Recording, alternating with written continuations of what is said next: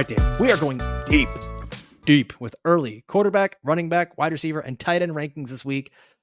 We combined our redraft rankings to create a consensus, just the two of us. We put some little tiers in there. We made it all fun with colors. Let's hop into our top 12 tight end rankings. Dave, let's start with tier number one. Number one, Travis Kelce. And I think a lot of people are saying, what? It's Sam LaPorta. That's the guy. No. You and I are still very confident that Travis Kelce is the top tight end. And I think so many people are remembering the bad times of Travis Kelce last year because they weren't as good as they were before. But he was still a top tier tight end for so many of the games. And you look at that stretch down the end of the season where Travis Kelce was balling out. Like healthy. Yeah, when he's healthy. And honestly, the more weapons that are going to be on this team, it's going to spread defenses out even more. And it's going to make getting the ball to Travis Kelce a little bit easier. So you and I both are in lockstep there. We have him at one. At two, it's Sam LaPorta. There was a lot of talk too. I just want to say real quickly that like a lot of people just expected him to retire after this year. They said he's going to go, hop on a jet with Taylor Swift, his billionaire girlfriend, and never play football again. And I think because of that, a lot of people thought that like the end is here for Travis Kelce. Tread softly, whatever you say about Taylor Swift. All I'm going to say is he got an extension, which means the Chiefs think that he still has some left in the tank. The last thing I'll say about Travis Kelce, he was the per game tight end one last year. All right. Like this guy, it's not like everybody's like, oh, Travis Kelce falling off the age cliff. He's terrible. Despite being injured for the majority of the season, he was still Fantasy's tight end one last year. Don't get it twisted. Travis Kelce's still the tight end one this year. And this is stuff that it's not like Sam LaPorta where everything was very touchdown dependent. Right. You go back and look at his performances for Travis Kelce, tight end 4, tight end 2, 11, 4, 1, 1, couple bad weeks at 15 and 29, then the bye. Then he goes tight end 3, 6, 7, 8. He was good. And then he had a couple weeks towards the end where things got rough, and then the playoffs happened, and Travis Kelce just comes back alive, right? Doesn't count for fantasy, but it shows that he's still got it in him. Mm-hmm. All right, let's move on. Our other tight ends, at 2, we got Sam LaPorta. At 3, Trey McBride. And at 4, Mark Andrews. Now, for Sam LaPorta, I've actually got him as my tight end 3 behind Trey McBride. Ooh. You've got Sam. Listen, so much of Sam LaPorta was touchdowns, man. It's going to be hard to duplicate that. And then, so for you, Dave, the tight ends for you, Dave, are going to be Kelce, LaPorta, Andrews, McBride. For me, it's Kelce, McBride, LaPorta, Andrews. However way you slice it, these 4 guys are probably going to be your elite tier tight ends. Mm-hmm. Let's go down to tight end 5 here, okay? Because this is the tier where we're going to have a lot to say on these guys. Tight end 5, got Dalton Kincaid. We're both still in lockstep there, number 5. Then at 6, Kyle Pitts. 7, George Kittle. And 8, Evan Engram. I am very interested in Dalton Kincaid. And this is actually very against what my previous strategies have been with tight end. Normally it's either get the really good elite tight ends early or just wait and get a Jake Ferguson later, right? So getting a guy who's maybe being ranked 5th and kind of more of like a round 4, 5, 6 tight end, whatever he's going to be, that's not the typical thing that we've done, nor have we advocated for it. But the thing with Dalton Kincaid is that he has tight end 1 potential here, the same way that Kyle Pitts does. And we're going to talk about him in a moment. But I look at the Bills, they lose Stephon Diggs. They lose Gabe Davis. They add Curtis Samuel, sure. They add Keon Coleman. He's a decent fit for Allen. They want him outside, trying to play the X. He is not a refined route runner. This is a guy who, similarly to Xavier Legette, or in the past, we go to Quentin Johnston, we go to Treylon Burks. I'm not saying this is going to be a necessarily bad pick, but I am saying these guys need time to develop, and their ecosystem is going to be very important. While he's developing, Josh Allen is going to go to the guy that is easy to hit in this offense, and Dalton Kincaid becomes the primary target in this offense. Not to mention Khalil Shakir, who was actually really good last year when he was targeted. The team was confident enough to trade away Stephon Diggs. They didn't really go after someone who needed to start right away. And like we've mentioned in previous podcasts, I live right next door to Joe Brady's mom, the offensive coordinator for the Bills. And she tells me they absolutely love Dalton Kincaid. I'll bring it up every chance I get. And I just want to go over the split because we've talked about this before in our trade targets episode. The splits of Dalton Kincaid and Sam LaPorta over the final 11 weeks. Sam LaPorta, who everyone loves, Mhm. They both averaged 5 receptions. They both averaged 51 yards. They both had a nearly identical first read target rate. But by the way, Dalton Kincaid was getting 20% of the first read targets, whereas LaPorta was at 19. The big difference was touchdown variance. Dalton Yep. Kincaid had 2, LaPorta had 7 over those 11 weeks. It was the touchdown variance. If we get that to go the other way, the sky's the limit for Dalton Kincaid. He's a guy that you can draft as tight end 5 or 6, and he could be tight end 1. Yeah.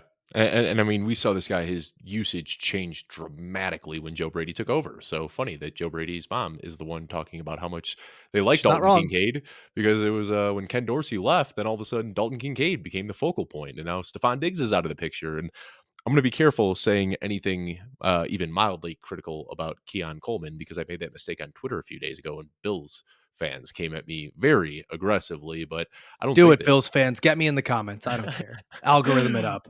I don't think Keon Coleman is a guy that's gonna, like, walk into, like, what Stephon Diggs was doing and pull 10, 11, 12 targets per game. Maybe at some point down the road, but I'm not expecting Keon Coleman to be, like, a huge rookie year contributor. I He's think got a skill set that is conducive to Josh Allen. He can play that backyard ball and he yeah, can roll with him while he scrambles. And there are many positives there. But I think you're right, Dave. I think you're spot on with him not being this early rookie contributor. his reception perception profile is concerning. It is a Yuck.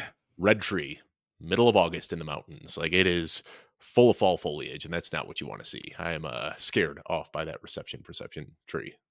I like you saying the word foliage. All right, get us to tight ends 6 and 7. These are the guys that you wanted to talk about: Kyle Pitts and Ugh. George Kittle. Oh, you Who just do you want start me off to talk with about ugh. first? Who do you want me to talk about first? Who are you going to talk about the least? That'll be the Well, first one. I'll go quick through Kittle here, and I got All right, Kittle as my tight end 6, which a lot of people might find kind of I have shocking him at that 8. I'm ranking him this high.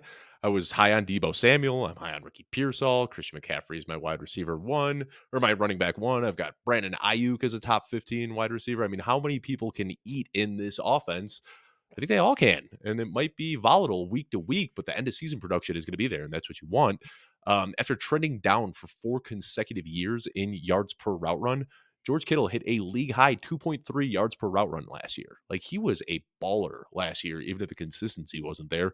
It's the 4th time in his career he has led all tight ends in yards per route run, but the first time he's done it since 2020. So we're seeing him rewind the clock a little bit, and that's because his role is changing. In previous years, we would always say George Kittle blocks too much.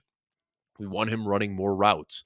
Well, his route participation has gone up every year since 2019, and he had a 95.3% route participation last year, which was 3rd highest among all tight ends. Now that he is getting up there in his age, they're not asking him to block as much. He is becoming more of a pass catching tight end. And last year, he was a tight end 5 in per game scoring. So I'm not concerned all that much. I think George Kittle at age 30 is still in his prime for a tight end, and I'm willing to draft him as a top 6 tight end still.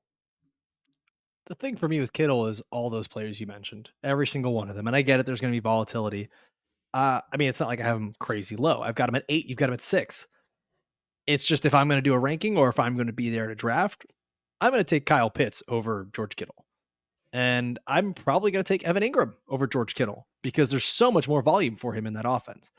And maybe that's kind of like the safe way to play it with Evan Engram, but it may I don't know. I don't know. There's not a real strong tangible thing here.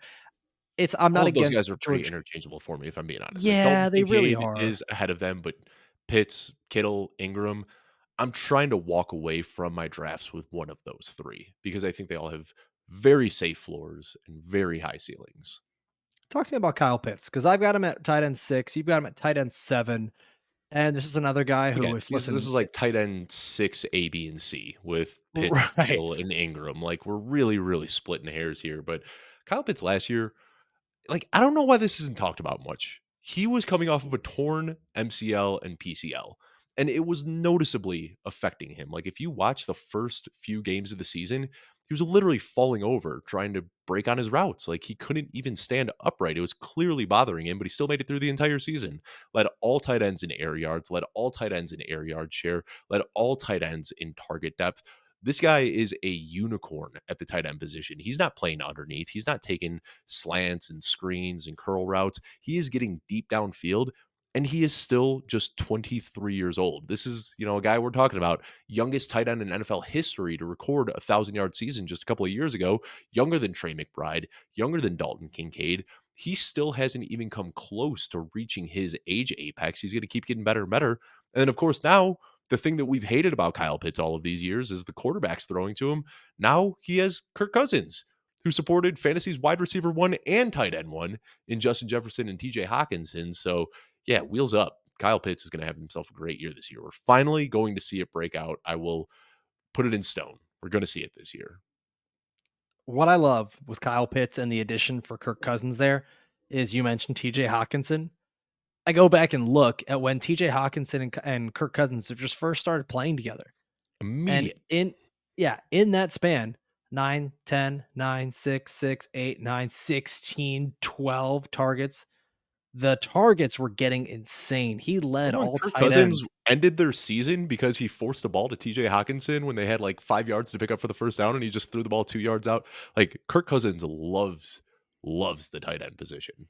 Yeah, I mean, we know what they're going to do in Atlanta. They're going to get the Mhm. ball to Drake London and Kyle Pitts. They're Yep. going to feed Bijan Robinson out of the backfield. Those three players are going to get the ball. I think the ownership, the GM, and the new coaching staff has seen the malpractice that has happened there. And these are all players that, if Kirk Cousins is healthy, all have a chance to be very, very good at their respective positions. Now, the last guy that was in that tier that we didn't talk about too much, Evan Engram, like you said, it's interchangeable. I think that he and Christian Kirk are going to continue to eat in that Mhm. offense. And it's Doug Peterson offense too that loves the tight end. So I'm happy getting him where he's at. Let's move down to our next tier. And in that next tier, we start at tight end 9 with Jake Ferguson. At 10, David Njoku. 11, TJ Hockenson. And 12, Brock Bowers. Now, some notable names left off of this: Dallas Goedert, Pat Fryermuth, some guys who you're saying, well, wait a second, they've been good for fantasy in the past. Well, fantasy football moves pretty fast. Things change. And this new tier here, and I'm going to start talking about Jake Ferguson, who is our tight end 9 right now. He's my tight end 9, your tight end 10. I know it sounds nuts, but I kind of like him just as much as I do in Evan Engram and a George Oh, Kittle and wow. some of these other guys. If it was up to me, I probably would have moved him. If I was doing this by myself, I probably would have moved him into that next tier. And it's because of the volume that he's going to get in that Dallas offense. They didn't go and they didn't add anyone else to this offense. It's still basically CeeDee Lamb and Jake Ferguson. And we know, you talk about Kirk Cousins loving the tight end, Dak Prescott loves the tight end. And it's the Cowboys didn't really add a pass catcher till the 6th round. And it wasn't something that's going to even touch Jake Ferguson. I go back and look, and Jake Ferguson had 7 or more targets in 9 of his 16 games last season. He was a guy that was getting used often. He was getting targeted a ton in the red zone and in the end zone. Dak's in a contract year, Dave. Like it's his final year potentially in Dallas. If he's not staying in Dallas, he wants to get paid somewhere else. Mhm. And when quarterbacks need to do that, they're humans too. They are going to do whatever makes them most comfortable and allows them to perform their job to the highest ability. He is very comfortable throwing to the tight end. And I think that's what we're going to keep seeing: a lot of CeeDee Lamb and a lot of Jake Ferguson. And I know people might say the ceiling's not there with him. I'll take the wide receiver 2 on a Dak Prescott led offense right now, essentially, any day of the week at tight end. Yeah, and you said he got a lot of looks in the red zone. The numbers back it up. He had 24 targets inside the 20 last year. Nobody else had more than 20. I mean, we're talking like this guy had more red zone targets than Travis Kelce, David Njoku, Sam LaPorta, Mark Andrews. Like just when they get near the goal line, you just see it. Like they love to force the ball into Jake Ferguson, their big target, and I don't see any reason that that's going to change. Very similar situation to last year. So yeah, big fan of Jake Ferguson. Again, he and David Njoku are pretty interchangeable for me.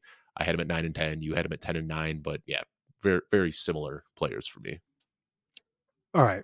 My voice is starting to go. We've gone Yeah, through it is. quarterbacks, running backs, wide receiver, tight end. I've been taking Ricolas like they're M&Ms. Do you have any other tight ends you want to talk about here that are at the end of this list? David Njoku, TJ Hockenson, Brock Bowers, any of those guys? I mean, TJ Hockenson is a guy that I'm more than happy to take, especially at this suppressed cost, because we've seen him over the last few years, he's a top 3 per game tight end, and obviously things are a little bit different without Kirk Cousins there, but it's still TJ Hockenson, and if he can give you that late season boom, if you can just draft him and immediately plug him into your IR spot and just wait 8, 10, 12 weeks, whatever it is, you might be looking at a top 5 tight end down the stretch there, especially with rookie quarterbacks who do prefer throwing to tight ends, whether it's JJ McCarthy or if maybe we still see Sam Darnold in at that point of the season. I do like TJ Hockenson as a late round pick that you can just stash on your IR spot. We've done it. We've done it. We went through 24 quarterbacks, 38 running backs, 48 wide receivers, and now 12 tight ends. Dave, I'm exhausted. I'm tired. I feel like Forrest Gump after he was running. And they're like, what are you going to do? And he's just like, I'm pretty tired. I think I'll go home now. Like, that's where I'm at, man. That's Well, where I I'm got some at. bad news for you. We got a call we got to hop on here in about Yeah, I 10 know. In minutes. 10 minutes. So Yeah, we're going. go But freshen listen, up. before Yeah. we get out of here, just everyone, make sure you subscribe to the YouTube channel. You're subscribed to the podcast. Leave a review for the podcast. Like this video. Share it with your friends. Comment. And be sure, if you want to stay in the know, don't just listen to us, but actually get all of the news delivered to your email inbox every single day. Be sure to subscribe to the daily news update from Football Guys, where you can win your league, and it's going to be sent straight to you every single day by the man himself, Joe Bryant. Thank you all for watching and listening all the way through. We'll see you next time. Adios.